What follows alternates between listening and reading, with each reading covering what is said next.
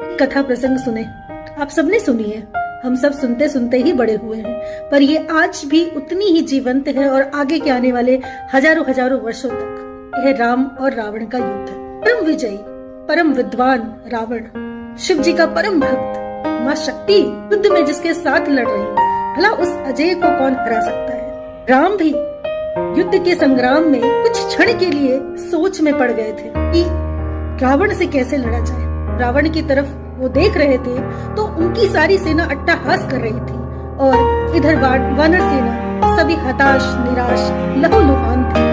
स्थिर होकर राम ने रावण की ओर देखा और समझा कि स्वयं माँ शक्ति, आदि शक्ति उनके साथ विराजमान थी और उनकी तरफ से लड़ रही थी। एक शिला पर बैठे बैठे राम विचार में पड़ गए, जिधर अन्याय है माँ शक्ति भी उनकी तरफ है, मैं तो न्याय की तरफ हूँ, कैसे जीतूं?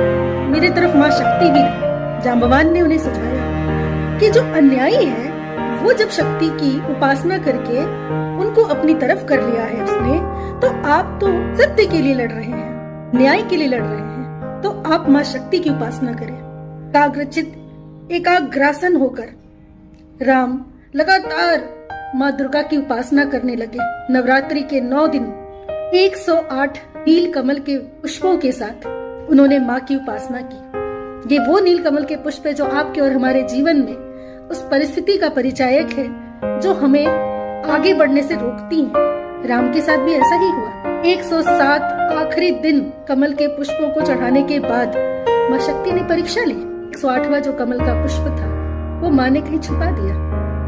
राम चिंता में, आखिर में कैसे इसको पूरा करूं, अपनी तपस्या को, अपने यज्ञ को, अपने संकल्प को कैसे पूरा करूं। मैं सीता को नहीं छुड़ा पाऊंगा, तो मैं इतनी सारी सेना जो मेरे लिए लड़ रही है, इतनी सेना मारी जा चुकी है, सब व्यर्थ है। हम शोक में, चिंता में डूब गए थे, जैसे हम सभी डूब जाते हैं कि अब क्या करें। राम को ध्यान आया कि माँ मैं बचपन में राजीव लोचन बुलाती थी, अर्थात नील कमल के समान जिनकी आंखें हैं। राम ठान लेते हैं कि बस ये एक उपाय है। यही एक उपाय मैं इसलिए आपको बता रही हूँ क्योंकि हम सब कहीं ना कहीं एक सीमा के बाद थक जाते हैं, लेकिन वो आखिरी कदम ही है जो हमें उठाना पड़ता है और उसके बाद ही लक्ष्य होता है। बस हम उसी आखिरी कदम को उठाने में चूक जाते हैं।